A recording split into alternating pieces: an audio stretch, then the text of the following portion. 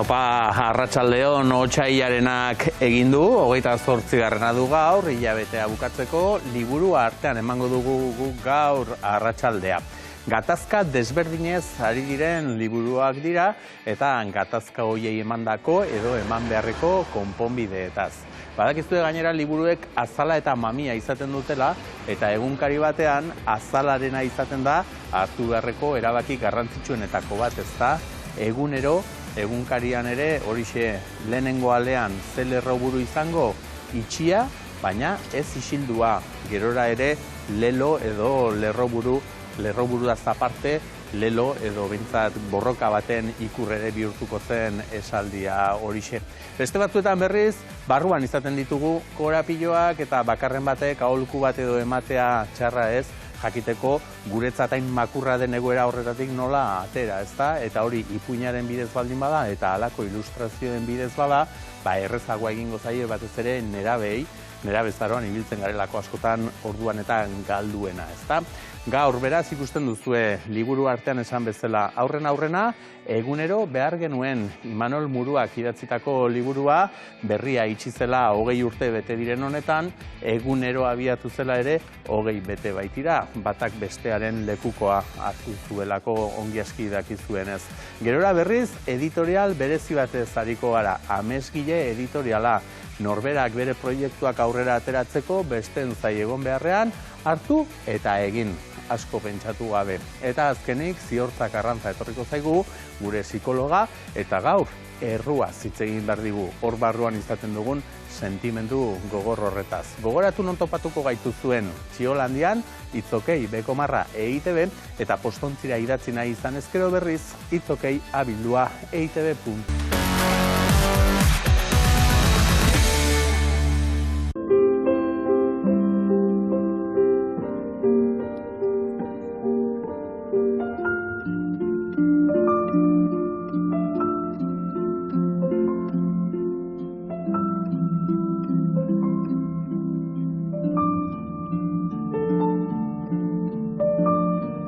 Lehengo astean ere gogoan izango duzue aipatu genuela saio honetan eta kilometroaken arduradunekin ere izan ginela, nola egunkariaren itxieraren karira antolatutako ekintzen artean liburu honen aurkezpena, egunero behar genuen aurkezpena egin zuten horeretan bertan, makina bat lagun ere elkartu zen bertan, badakizue kilometroakek aurten gainera bere buruari erronka horixe jarri diola, ezta?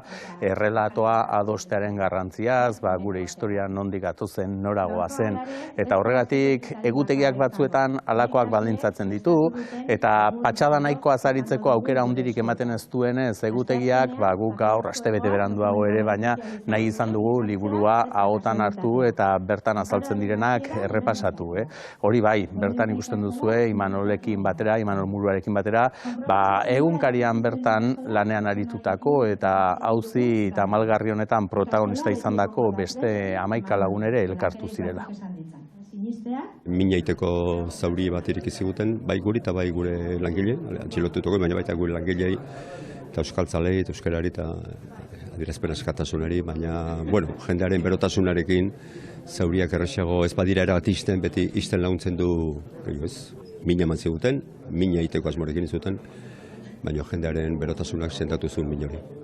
Manifestazio izan zen larun batean gu haindekan tortura saiotan eginen, aizian gurekin, eta gero ora jakin genuen hori, behin sotora sartu ginean, han esan ziguten, eta orduan ohartu ginean gero periodikoak eta ikusterakoan erantzunak izan zuen neurriaz gero konturatu ginean. Baina benetan zoriontzekoa kasu hortan Euskal Herritar lanak. Erantzunaren neurriaz gerora jabetu zirela eta erantzun horretaz ariko gara, ze erantzun horretan ere kate begi ezinbestekoa eta garrantzitsua izan zen egunero. Imanol Murua, arratsaldeon. Arratsaldeon. Izenburua aukeratzean erreza izan altzen, ze esan dut nik lehen, egunkarian askotan lerroburua edo goiburua aukeratzea izaten dela zaiena, zuk behintzat asmatu duzu zurearekin. Pixka bat, guain dela 20 urte eguneron jarri genuen lerroburu horren espiritua bestera batea jasotzen du, ez?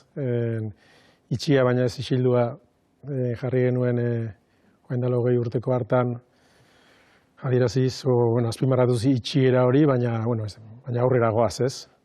Egunero behar genuen, baita ere, katebegiaren zentzu hori hartuta, egunero izena hartu zuen periodiko provisionalarek, baina gure idea nagusitako bat orduan guretzat gakoa zen, egunero euskerazko egunkaria kalian jarri behar genduela, ez? Baita egunkaria itxi ziguten egun hortan ere, edo biharamunian eta hurrengoan, ez? Orduan, egunero behar genuen eta egunero behar dugu, ez? Mundua euskeraz ematen digun, edabidea.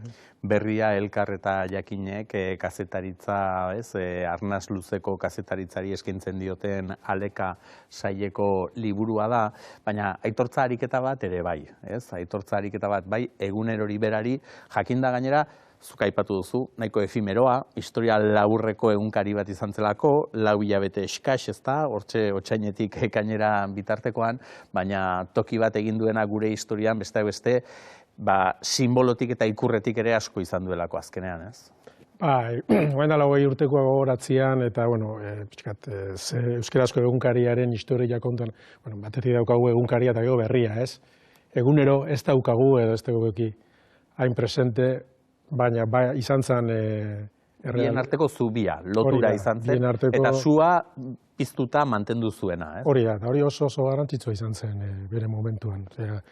Urrengo egunean erantzuna hori izatia, ez? Eta egunkaria kalian jartzia, eta egunkari hori guk geuk jartzia kalian, ez? Justu egunkariko langileok, eta horrek oso funtzio garrantzitsuak bete zituen gero, etorriko zena eraiki ahal izateko, ez, eta, lehenko aurkezpenien ere zen, berria sortzeko aurrenengo harria ere, otsailako 21 egunero ateratzia izan zen. Orduan, bai, egunkari xumea izan zen, gehienez 32 horri izan zituen, eta gutxienez 16. Baina beti ere zuri beltzean, argi uzteko gainera, ez zetorrela normalizatzeko helburuarekin, bezik eta gauza provisional behin-behineko bat izango zela. Hori da, egunero gori ere gogoratu eraztezun egunero, ez? Iristezan egunero arpiedunen etxetara eta kioskoetara, baina iristezan ahul, ez oso paro, eta hori jasotzen genuen bakoitzean gogoratze ginen, zer itxizi guten, ez? Eta zer nahi genuen berriro eraiki, ez horren provisionalidade hori, emergentziazko kazetaritza ditu diodan, hori egiten ari ginela ere gogoratu ditezun egunero hori. Lehenengo egunean gainera fotokopiatuta eta grapatuta ere bai, hainbat tokitara, berehala agortu zirelako, dena den denboran atzera egingo dugu, 20 urte atzera, artean gazteago ginen, zuzer horri ere egunkariako kazetari zinen orduantxe, eta testu ingurua, egunkaria itxi aurreko testu ingurua ere aipatzen duzu noski liburuan, eta hor somatzen zen, giroa ere ja berotzen edo ari zela, ez da, hainbat polizia operazio ere egonak ziren lehenagotik, baina eguna bera nahiko ez ustean, gehien txuen ontzat, ez ginen askorik esperoko, egunkaria itxiko zutenik. Ez ustea ikaragarria izan zen, xoka izan zen izugarria, eta alakorik nik uste ez gendu lehen inork espero, naiz eta testu inguru politikoa esan duzu bezala, gero egiten dugun irakurketetatik begiratuta, horretarako bidea eman zuen, urtiak ziren Garzonek, etaren kontrako burruka izenarekin, erakunde, zibil, politiko, sozial, askoren kontrako jazarpena bihurtu zuela, 5 urte lehenago egin itxi zuten, urte gutxi lehenago AEK-aren eta Zabaltzen elkarren banatzailearen kontrako auziak iriki zituzten, gero ezertara iritsi ez baziren ere, nolabait euskalgintza jopuntuan zegoela, jopuntuan egon zitekeela ere sumatzeko pistak eman zituzten, ez?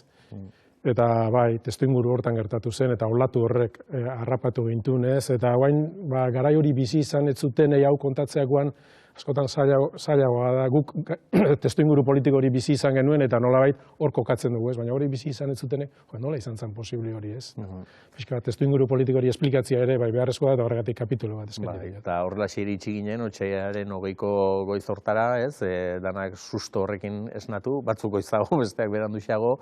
Baina, klaro, behin sustoa pasata, eta ez dakit zen bateraino izan zenuten susto hori ere irensteko denborarik, ze berehala hasi zineten lanean, esan nahi dut, egunerok behartzu egunero atera behartzela erabakia ere tita batekoa izango zen. Ze lanean ziztu batean hasi zineten. Bueno, sustu ez zitzaigun pasa. Lau hilabetien ere. Bueno, bai, sustu da, baina momentuko behintzat hori, ez, momentuko kolpea, eta gero batzutan kolpearekin ere blokeatuta geratzen garelako, ez, baina blokeatuta ez, Bai. esan zenuten, bueno, egin behar da. Bai, hori garbi eduki genuen, ez? Eta lehen aipatu dut 5 urte lehenago egin itxi zutela, eta egin itxi zutenean egineko langileek, hurrengo egunean Euskadi Informazion kalean jarri zuten, eta hilabete batzutan ere egunero kaleratu zuten egunkari baita ere xume eta prekario bat, gara sortu zuten arte, ez? Aurrekaria edo ispilua bazen utela, ez? Haiek ere egin zutenaren bidetik, antzeko zerbait edo egin beharko zenuketen. Dudarik gabe, horrek lagundu zigun nolabait erabakia garbi ikusten. Garbi ikusten, momentu hortan, erantzuna, ezin zala horretara mugatu noski, erantzunak askoz frente gehiago zituen, baina hurrengo egunean egunkaria kalean jartzea gakoa zela, ez? Hori ikusi genuen oso goiz. Osea, Guardia Zibilak oraindik Martin Ugalde parkian zeudenean, eta gu oraindik atarrian geundenean aurrenengo zera, ez? Inpresioak eta elkarrekin trukatzen. Hori oso garbi ikusi genuen, da berehala jarri ginen martxan, jakin gabe azkenian, hurrengo goizian aterako genuen, atera nahi genuen, periodikori benetan atako genuen, ze izen hartuko zuen, nun eta nola imprimatuko zen, zeinek banatuko zuen, hori dana zintzilik zegoen, baina martxan hasi ginen. Dana kontuz aztertu beharrekoa zen, jakinda auzibide bat irekita zegoela, ez, eta horrek bere ondorioak izan zitzazkela, eta auzibide horrek okertu zitzazkela, bertan hartutako hainbat erabaki, baina bakarren batek burua nahiko garbi izan, eta ikusi zenuten hor, aukera bat bazela, Tolosara gerturatzea, orain esan dezakegu, momentuan badazpadare ura ere isilpean mantendu zenutelako, ezta, baina Tolosan ordura arte ere Tolosan egunero ateratzen zen, eta haien egiturarekin, antxe hasi zineten lanean, jotasu, talde txiki bat, jakinda gainera, besteek ere, zuk izan bezala bazutela lanik, ez, prentsaurrekoak, mobilizazioak antolatu, eta hor aukeraketa eta kastina ere, irizpide kaskarrik ezan, kastina hartarako zebertzen dituzten kazetari batetik eskarmentu dunak, ze egunkariaren gaineko monografiko bat egin bertzenez, haren historia ongi ezagutuko zutenak, eta azkarri dezten jakingo zutenak, ze denentzako ordenagailurik ere etzegoen, eta txanda pasan ibili bertzen, ez da ordenagailuan.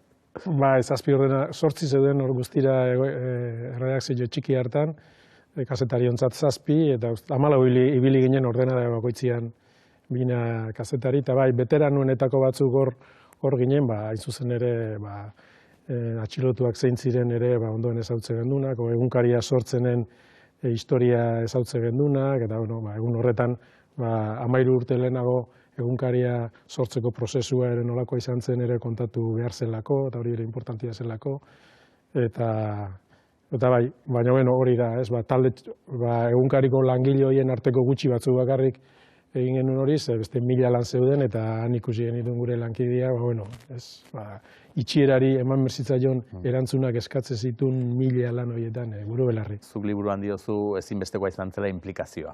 Batetik langileena, ez? Sustoak eta gainekoak eta beldurrak, ze egun horietan ere beldurra izango zen, horiek alde batera utzi eta lanean jarri zirenak, fronte batean edo beste fronte batean, baina baita herriaren implikazioa ere bai. Ze, esan dugu, baliabide eskasekin hasi zinetela, justu bankutik 6.000 euro atera, ez? Mobilak erosteko talakorik, gehiagorako aukerarik etzen izan, baina gero doaitzak eta ere izan ziren, ez? Egoitzak esate baterako, ez?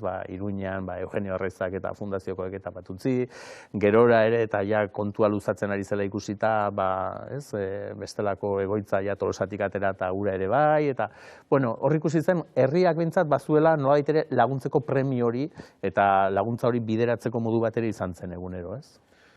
Izugarria izan zen. Ordune sentitu genuen elkartasuna, modu, afektibo batian, baina gero modu praktiko batian ere bai, izugarria izan zen. Donostiko manifestazio erraldoi horretan ikusi genuen, bultzaka genula, ez? Gizartearen zati handi bat, eta aurrea egin beste aukeraik etzegoela, ez? Gero hori egoitzak, telefonoak, ordenagailuak, laguntza era guztietako laguntza izan genuen milaka lagunen emaitzare izan zen, bai egunero, bai egunkariaren itxierako beste erantzuna, eta gero gu langileok guztiz konbentzituta geunden,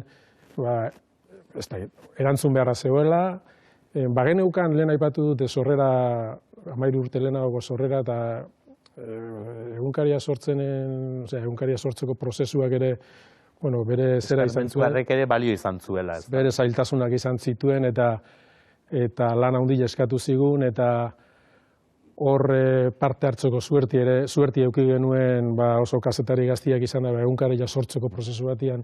Historia egin zenuten, zuk aipatzen duzun bezala, ez da Asier Etxeberria lankideak arek Erizapirainen dokumentalean esaten bezala, ez? Amerikarrek eta sekulan ez dute izango halako batean parte hartzeko aukerarik, eta guk parte hartu genuen, ez? Egunkari bat martxan jartzearen prozesuan.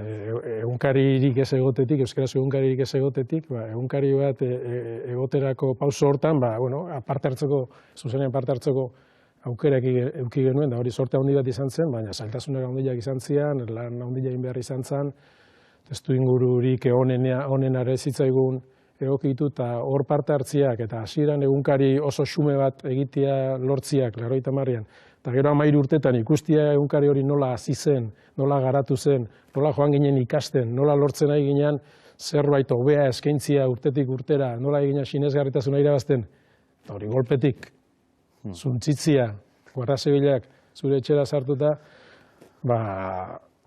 horrek izugarrizko, ez da, motivazio eman zigun, honei erantzun. Eta lana dalako. Eta amorru ikaragarria, ez da, horrek energia ematen du, ez? Egunkariarena baino errezagoa izan zen egunerorena, beste digitalizazioari esker, baliabide gutxi gorekin abiatu zen, baina zer kontuak eta euskalgintzan eta euskerazko komunikabidetan inoiz izan den enpresarik errentagarriena lortu zuela izateak, ez, egunerok, gastu askorik ez, ze soldatapeko langilerik ere etzegoelako, eta uholde horri, elkartasun uholde horri esker, arpidedunak eta bai, ze pixkat arpidetzan bidez bideratu nahi zen duten, bestela ere jendeak eman nahi zuen diru hori, baina karo, nola ez genekien dirua nola sartu da ze kontzeptutan, azpadere arpidedunen bidez, ez, bideratu. Oso era bitxia zen, ez, euskerazko egunkaria inoiz baino gehiago ari zen saltzen, ez, egoera txar horren barruan, produktua etzen ona, oso presaka egiten genuen, baliabide gutxirekin, baina, egunkaria bere garai honen eta baina 3 aldiz gehiago saltzen eta edatzen zen, ez, noski, elkartasun olatu horrek, eragintzulako neurri handi batian, eguneroren edapenian. Eta gero, kuriosidadia ere da, langile guztiak langabezira joan ginen, gure enpresa suntzitu zutelako, eta, nolabait, egoera oso nahiko irregular baten barruan, guk borondatez egiten genuen lan, bai pankartak egiten batzu, bai kamisetak egiten, edo herriz herriko batzordeak antolatzen, eta beste batzuk egunero egiten. Beraz, periodikoak ez zuen soldataik kobratzen. Alde horretatik, errentagarritasun ekonomiko, ona eukizun, 4 hilabete garai eskasi horretan. Alakorik ez genuke nahiko motiboa zein zen ikusita, baina behintzat ondorio hori izan bazen, ze beste ondorietakoa da, eta zuk azpimarratzen duzu bezala, askok ere euskerazko prentsarekin lehen harremana segurazki eguneroren bidez izango zutela, ez? Eta gero, lortu baldin badugu hori ja, ohitura bihurtzea, inertzia bihurtzea, eta gero beste produktuak ere konsumitzea, hori ere ez da txarra, ez? Bai, hori gertatu zen, ez? 3 aldiz gehiago saldu bazan momentu batean, jende batek lehenengo aldiz jaso zuen etxean euskerazko egunkaria bintzat, beste aldizkari batzuk eta irakurriko zituen, baina egunkariarekin lehen kontaktu hartu neuki zuen. Eta egunero lekukoa berriari utzi zionean, zifra guandik egunkariaren bukaera baino altuxeagoak ziren, da horrek utzi zuen arrastoren bat. Esan dugu kazetari ariketa bat dela, ez? Azken finean, zuk zer horrek ere unibertsitatean eskolak ematen asterakoan eta lan bat egin behar izan zenuelako, ez? Eta histori hori haingertutik ezagutzen zenuen, histori hori bildu zenuen, badauka erreportaje luze hortatik, izaeratik, baina badu ere thrillerretik. Ze? Esan dugu lehen, beldurra, noski, izango ez dugu ez, jakinda gartu honek konpainiak lehendik ere ze aurrekariak zeuden. Jakinda lankideak preso zeudela, gerora jakin genuen bezala gainera torturatu eta hola. Claro, pixkat aipatzen duzu egoera, psikotiko xamarra ere bazen, mamuak bazter guztietan ikusten ziren, eta esate baterako lehenengo ale hori inprentara rotatibara ematerakoan, A, B, C plana ere prestatu, ez? Eta gero banatzaileak furgonetan zeramanak ere atzetik argazkilaria bada espadare zer gerta, pasarte horietan bintzat ikusten da tensioa izan bazegoela, ez da hori ere islatzen da liburuan. Inorkezian esan thriller baten. Bai, momentu batzutan pasarte batean, ez, orain B plana aktibatuko dugu, eta zoaz CD-arekin bazpadare, Diario Basko eta Gararen, ez, argitaletxetara ere, eta... Bai, pentsatzen jarrita, goindala 5 urteko egoera, benetan oso gogorra zan, eta alde horretatik geunden, ez genekin, momentu batetik bestea, Guardia Zibila etorriko otezan, guen den lekura eta atxilotuko ote gintun, edo redakzioa itxiko zuten, edo guk periodikoa egin ondoren imprentan geraraziko zuten dena, edo banatzailea geldiaraziko zuten, eta bere furgonetatik egunkari aleak ken, hori dena posible zen, ez genekin ze gertatu behar zuen, bereziki aurrenengo egunean, baina aurrenengo egunetan ere, oraindik. Eta bai, zera horretan ziurgabetasun horrekin eta zaurgarritasun sentsazio ikaragarri horrekin lan egin genuen, baina, bueno, aurrera atera zen. Bai, ez genuen beste aukera egin beharra daukagu. Egin beharra zegoen, eta zuek egin behar zen eugaten gainera, egunkarikoek.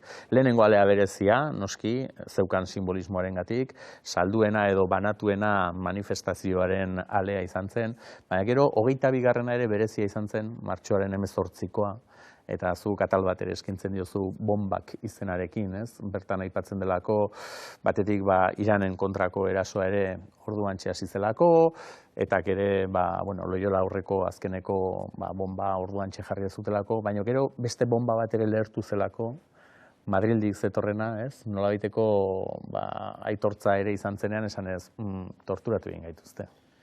Bai, uste, Oker Espano ale horretan agertzen zen Martxelo Otamendi Eusko Legebiltzarreko batzordean kontatzen nola torturatu zuten, eta argazki batzuk publikatu genituen eguneron, eta hor agertzen zen. Eta hor ikusten da, nahiz eta orain irakasle aritu, kazetari zenari ez diozu lauko egin, ze bi esalditan, eta eguneroko argazkien iruzkina eginez, laburbiltzen duzu oso ongi Martxeloren beraren lekukotza osoa.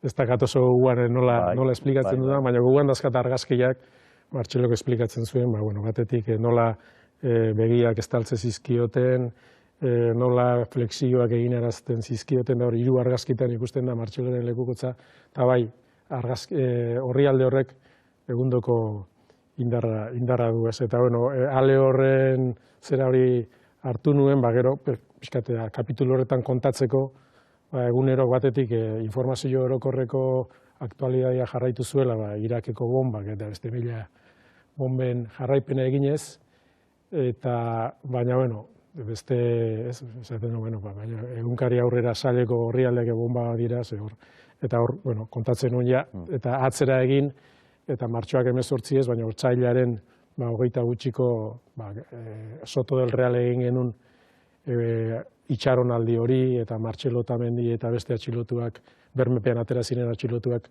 Soto del Realeko parkinea atera, eta Martxelo Otamendi berehala Teleberrin zuzenean sartu zenean, eta gazteleraz nola esan zuen, nos han tratado como ratas, jende asko gogoratzen du momentu hori, eta, nik uste dano hiltzatuta gelditu zitzaigula, eta, ze horren, kapitulo horren parte da, guretzat xok etengabeko izan zen garai hartako momentu. Egun hartako lerreburuan etzen duten zalantzarik izan, ze ordura arte egunkarian tortura salaketarik egon zen aldiro ala jartzen zen duten, ez? Torturak salatu dituzte, baina egun horretan zu biozu, ez zegoen zalantzarik torturatu dituzte, iturria bera zelako torturatu zutena, ez? Bai, hori da, azken, kazetari legea da ezuk zeun zenbatean dakazun kontrastatua, jartzen duzu, honek hau esan du edo hau gertatu da, ez? Kasu honetan gure zuzendaria barruan zeon, eta gure zuzendaria eta besteak beste torturatu zuten, eta gure periodikotik bagenekin zer gertatu zen. Eta horregatik ez jarri genuen torturatu egin dituzte.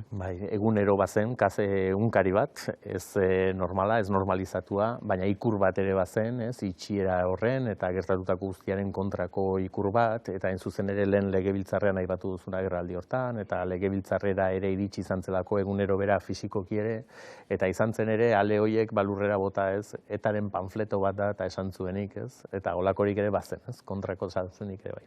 Bai, hori olakoak ere jasotzen ditut, errealitateak ere bizi genituelako, baina hori egunkariaren itxieraren biharamuneko osoko bilkura izan zen, Eusko Legebiltzarrean, eta legebiltzarretako batzuk egunero itxiez isildua azala zeraman lehenengo zenbaki hori eraman zuten legebiltzarrea, eta han irakurtzen jarri ziren elkartasunez, eta gai ordena beste bat bazen ere, Antxol Murtillo Ezkerra Abertzalekoak eguneroren, egunkariaren gaia atera zuen, hor sartu zen kalapitan horretan, eguneroren aleak eman zizkieten PSOEko eta PPko kideei, eta hor Carlos Iturgaitz nabarmendu zen, egunero lurrea botaz eta terroristak zarete, eta gero beste deklarazio batzutan egunero hori etaren panfletoa deitu zion, eta horiek ere jasan behar izan genitun, eta nekez dira aztekoak.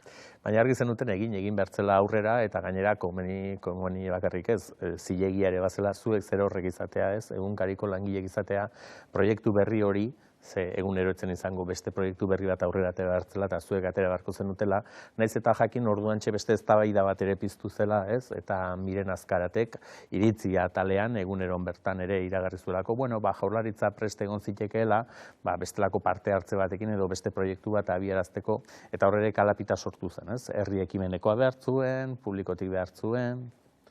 Eta horretan, gerora konturatu edo orduan ere konturatuko ginen, baina egunero ateratziak, gure zilegitasuna indartu, sendotu edo garbiago ikustarazten zuen, ez?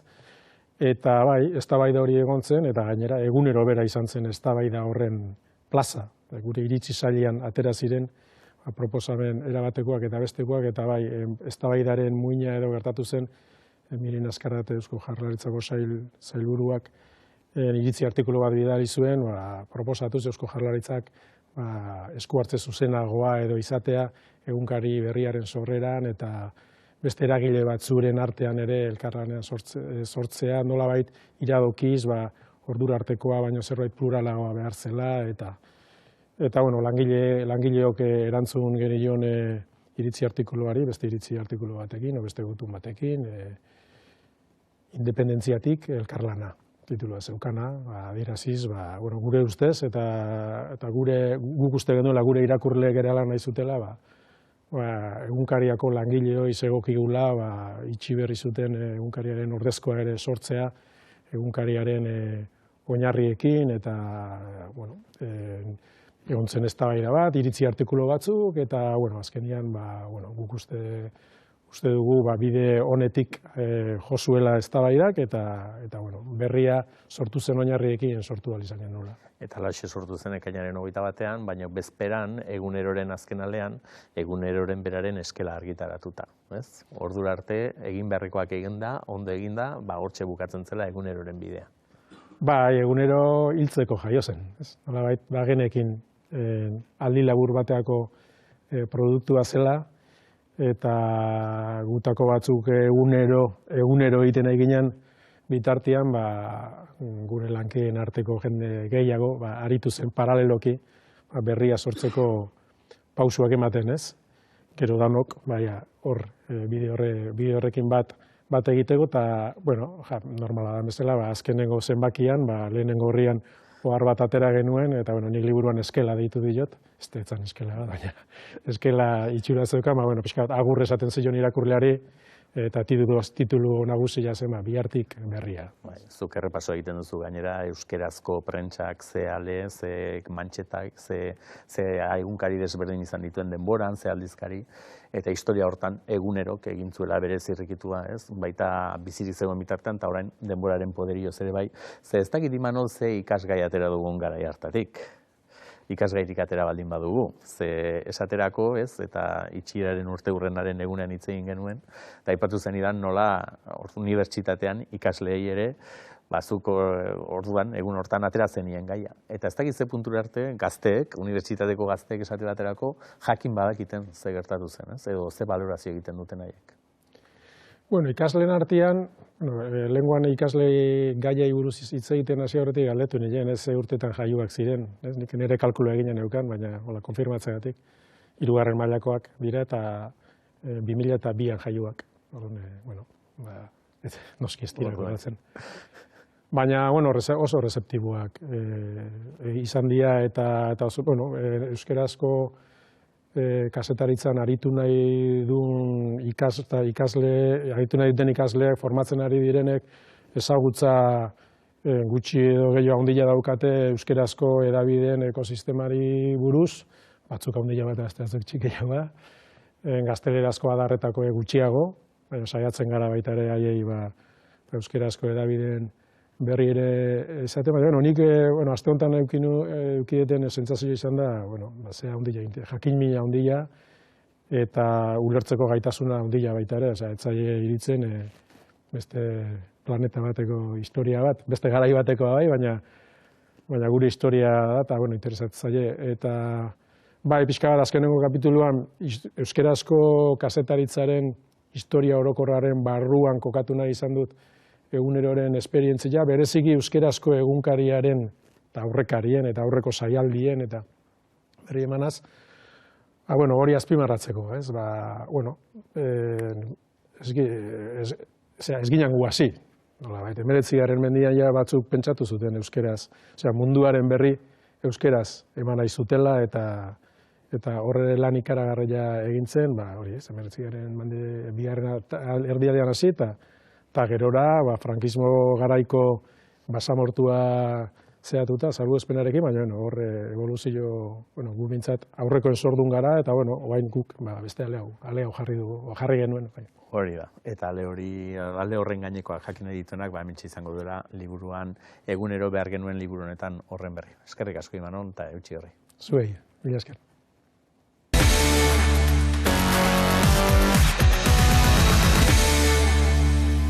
Intzena biarraiatzaren gurutzak eta galdu da galdua ez hautsidan foa.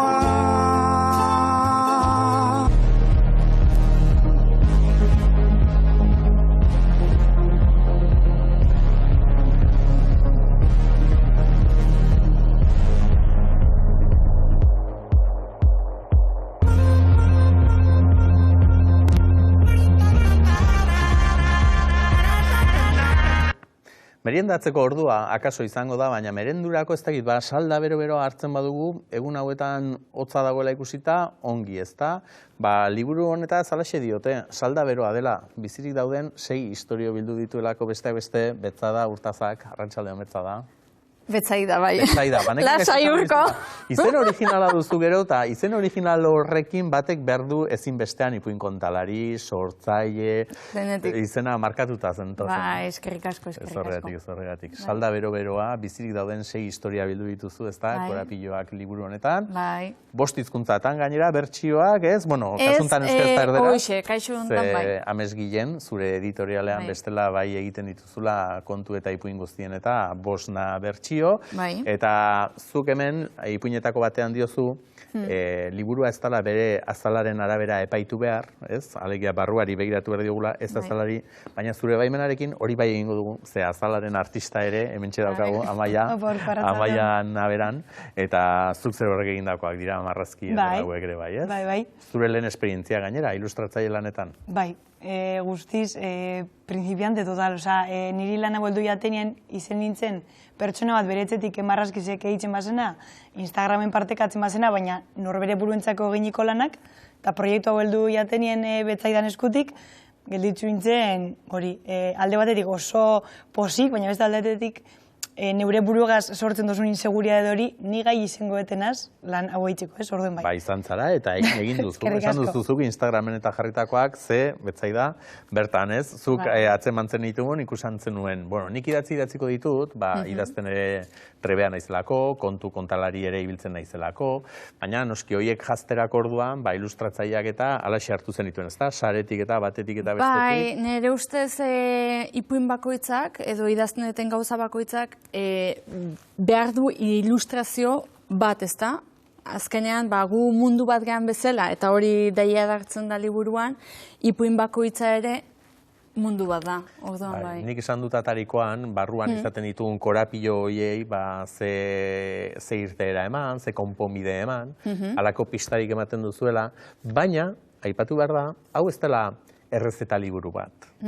Ze, ipuinetako batean, Xabin Fernandezek idatzitakoan, ez da, Amonaren izena baina, Pepita, Amona Pepitak esaten dio, errezetak batzutan, ez direla zorrotz bete behar. Zure Pista bat ematen genari digutela. segitu behar diozu, eta bakoitza daukagu barruan, gure eusagai ezberdinak gure errezeta sortzeko. Claro. Ze Horregatik. ipuinek bai izaten dute moraleja. Eta hemengo ipuinek ere badute. Alegia, ipuin hori irakurri, eta gero norberak hausnarketa egin, eta esateko, protagonistak hau egin badu, panik behar bada hau egin beharko nuke. Ondo jokatzen dut, hau egiten detenen, edo bai. Bai, nire lan guztiak dira pixkoa kontzientziatzeko. Bai, ikasteko, ondo pasatzeko, amesteko pixka bat, eta baita hori kontzientziatzeko gaur egungo gai ezberdinei buruz. Bai, esate baterako, ez, ikusten dugu, depresioa ari zaretela, ez, depresio larri baten aurrean, ama batek kasu hontan, konponbide bat ematea erabakitzen du, eta haren alabak horrekin bizi behar du, ez? Haren ausentzia duelako, aitak ere emozioak eta azaltzeko eta ere zailtasunak, eta horrek barruan, ze korapilo sortzen dio. Bai, azkenean dia guri edo inguruko norbaiti pasatu zaizkigun gauzak, eta ez da izaten oso erraza, ez da, hori ateratzea, beti gaizki ikusi izan da, adibidez psikologona joatera, besteekin hitz egitea, ze nahi deudena perfektua, eta ez. Eta laguntza eskatu behar da, eta... Bai, gainera adino horretan garrantzitsua izaten da ere taldearen zati sentitzea, ez? Eta desberdina zarenean badakigu horrek ero zer daugan. Bai, bizi izan dut, ostak badakit, bai. Eta hain zuzen ere bizi izan duzulako, erabakitzen duzu alakoak eta egitea. Bai, nik usten dut, bueno, ez dakit, ni bai behintzet, idazten dut beti nire barrenetik ateratzen dana. Eta nik usten dut artista oro, Amaiak ere, ateratzen zaigunatik sortzen dugu. Ez balin badakigu, bestela investigatu behar da, pixka bat. Bestela, bai.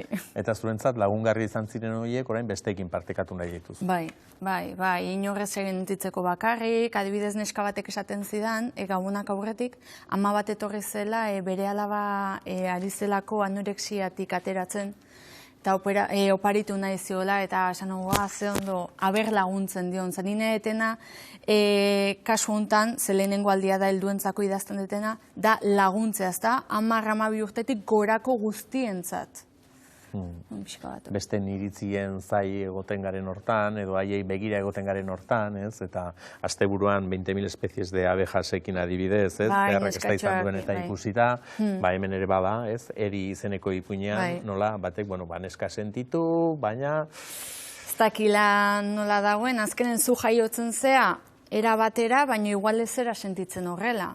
Eta kanpokoak ez da, hola jantzi barra daukezu, ez dakize, bai, beti aurre iritziak eta bai. Eta horiek zeinekin partekatu, ez da? Zen horberak batzutan bere zuloan, bere gelatxoan sartzen da, ez? Eta, nola esango diet hau, edo nola aitortuko diet hau. Bai, zuk esan dezuna ez da, ezberdina zen nahi sentitu, beste iten dutena nahi detegin, eta bai, ez da erreza. Nera bezaroa gainaz da, oso zaila. Ikusten dugu, kontu zailak direla, korapiloak batzutan alaxi izaten direlako, estu lotuta egoten direnak Amaia, eta horretik enkargua egiten dizunean, esan ez, orain, korapilo hauek iruditara pasa behar dituzu. Jakinda, hortxe ikusten ari gara orain, eta ikusiko ditugu ere zure lanetako batzuk, hori irudietara nola pasa, ez? Irudi batean mezu guzti hori nola bildu? Claro, niri hasiera baten, hori, proiektu hau heldu jatenan, esanen ze proiektu politxe, beharrezkoa, ez? Horrelako ipuinak egotea jendeantzako eta hain gai gogorrak eta hain beharrezkoak lantzen da bezenak, baina, klaro, nik izan hemen, bai, Amaia, zuk hau irudikatu egin behar dozu. Eta, klaro, gelditu nintzen, piloa denpora, egoten nintzen, bueltak eta emoten, irakurtzen daben, adibidez bihaltzen deustan betzaidak testoa, irakurtzen daben, da gelditzen diren, ostras.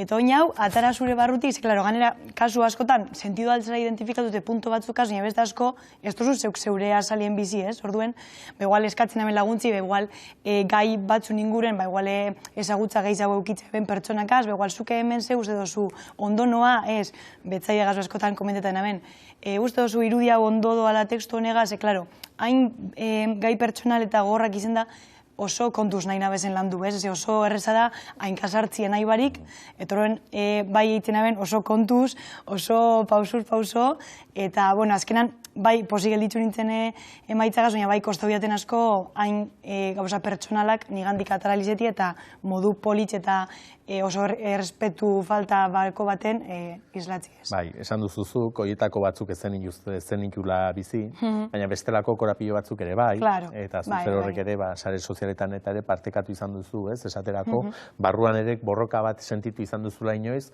norberarentzat lanean ari, edo besteentzat lanean ari zaren hortan, ez, eta arteak uste dut hori ere baduela, ez, barruan duzun hori ateratzen duzu, zurea da, baina gero besteekin partekatzerakoan, hori eraberean presio ere bihurtzen da, ez, hori ere elikatu behar duzulako, eta horzuk barru borroka hori izan zenuen, ez? Bai, azkenan, nik uste dut gaur egun danok bizi gara sare sozialen garai baten, eta askatasun eta aukera asko emoten deusen, alde batetik aukera asko eskaintzen duz, beste alde batetik esklabutza horretan bebai izartzeko arriskua dago, eta bebai pertsonalidadeara, bera bebai ninaz pertsona bat asko zigortzen azena, sindrome del impostor dalako hori asko deko, torren den porosan hau, neure burue, amaia txarto, hau gehiago behar dozu, esabiz nahiko, ezera nahiko, orduen, sare sozialatan, sartzen zaren momentu horretan, gertatu aliatzu, zauzera lanean, marrazki bat egiten dezaten dozu.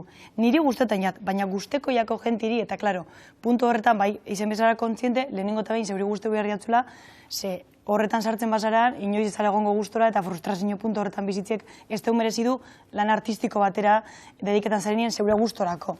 Orduen, bai, ondo esan duzu. Betzaidak ere bere proiektu abian jarri zuen bezala, eta horrein egingo du amesgilez, zuk zer horrek ere zure estudio propioa eta abian jarri zenuen, diseinatzailea ere bazara, ilustratzailea izateaz gain, oleoarekin aritzen zara, ez?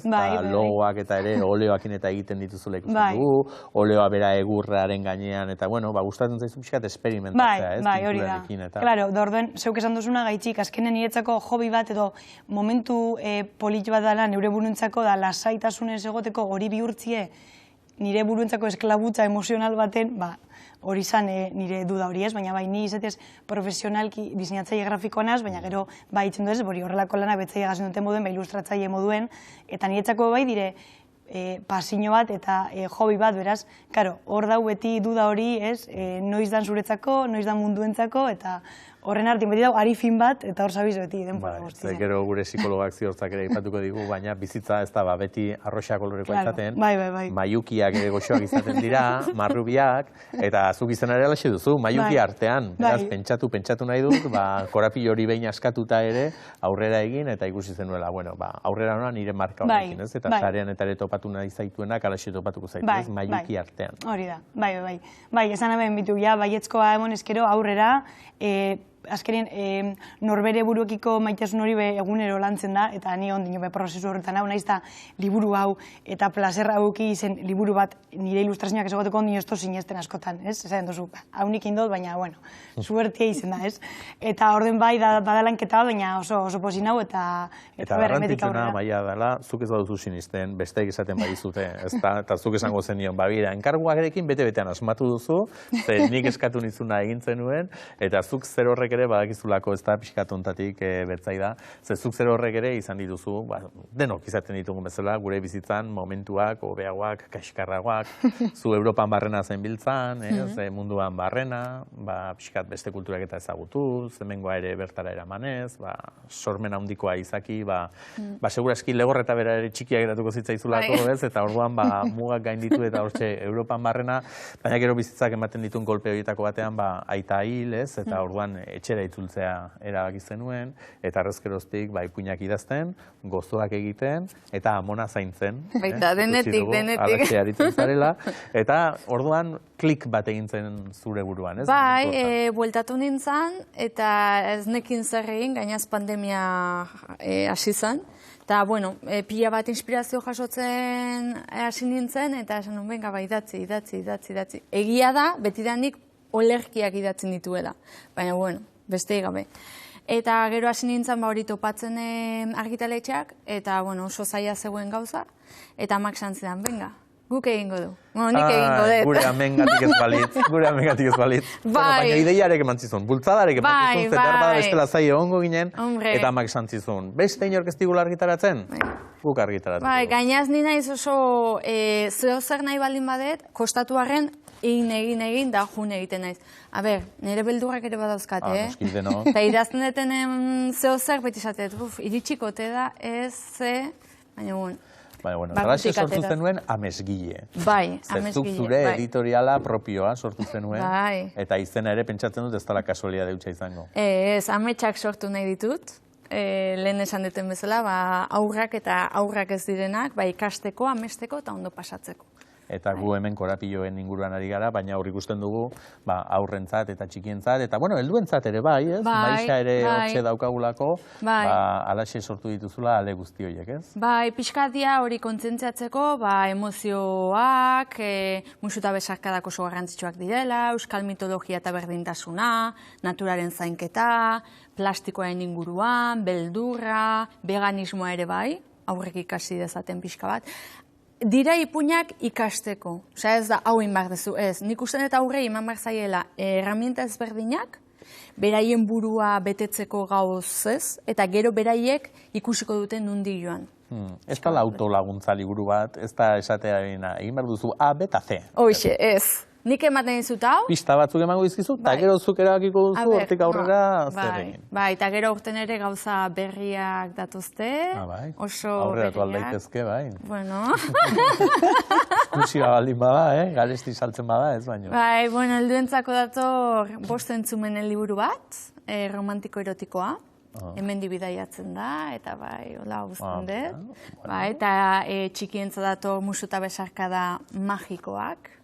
Euskal mitologia ere sorginak, eta bai. Bai, ikusten dugu guztietan ere oso liburu koloretsuak direla, bai, niretzako bizi gaude, orduan bizi behar da. Aurrei ere koloreak erakarri egiten diote. Eta gero saiatzen ez maiuskula eta minuskula, batzuk daukate QR-txoa entzuteko ipuina, hola musikarekin, oso politak, eta bai. Bai, ze aktore ikasketak ere egindakoa zara, eta zuzer horri ere kontaketetan ere aritzen zara, ez da? Bai. Bakarrik ez, han eta hemen, kontatu. Bai, oso gustora. Netzako aurrak dira gauzik preziatuena. Dira oso naturalak, pila bat eskertzen dizute, daukaten irudimena, ikasteko grin hori da gozada bat. Orduan kontentu zaude liburuarekin, emaitzarekin, editorialarekin. Eta espero dut Amaiarekin ere berriro beste proiektutxo bat egingo duela. Ikusten Amaia, ikusten nola sinistu egin behar dugun. Impostore dodana dalako hori, besteok ere bakigu hortaz apur bat, hori behar dugu bazterrera utzi. Eta pentsatu, zerbait eratik izango dela, ez? Eta hor gaudela, eta begira, badira. Osan dugu, maiuki artean, alaxe topatu ezkero, izango dutela zure berri, eta amesgile bilatu ezkero berriz. Zuen amei biei eskuminak, zureari ideia emategatik, eta zureari esan hizketan utzi dizu da. Esango dutzat, zeure partez bai. Eskerrik asko. Eskerrik asko zururko.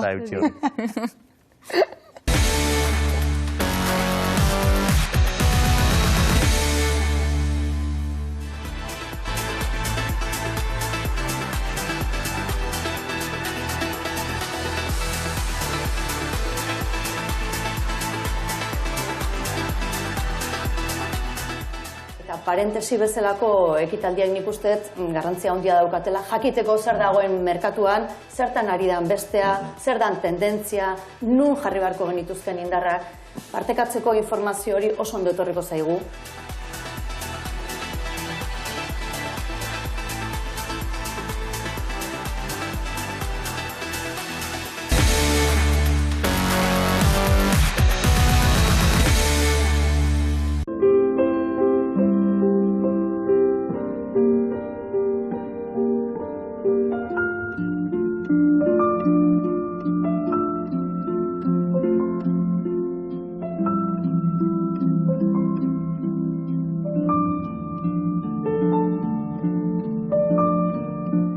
Euskal zinemagintzak eman digula, zer esana aste hontan, baina 80 egunean hori ere pelikula polita.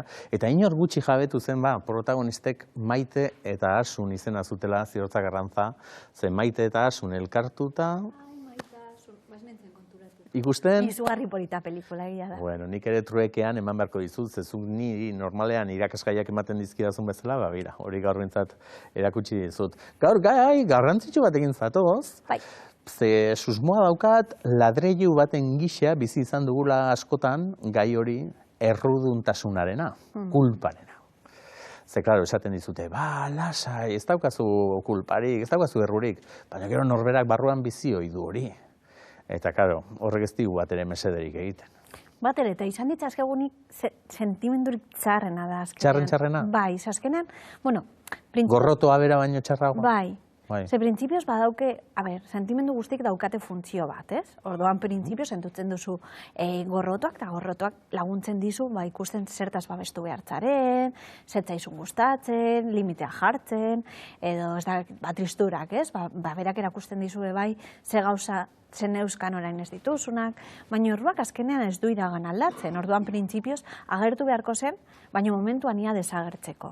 Ze pasatzen da, askotan gelditzen dela hor, eta orduan pertsona sentitzen da oso gaizki eta askotan denboran zehar luzatzen den sentimendu bat. Ez zu eta ez ni ez gara futbolzaleak, baina badakizu futbolean beti esaten dela talde batek irabazten duenean, meritua, ez, taldearena dela, eta galtzen duenean errua entrenatzailearena. Claro, meritua izatea denoi gustatzen zaigu. Hori niri eskerra, hori nik egin dut. Claro, errua, norbaitek errua leporatzea, ez zaigu asko gustatzen.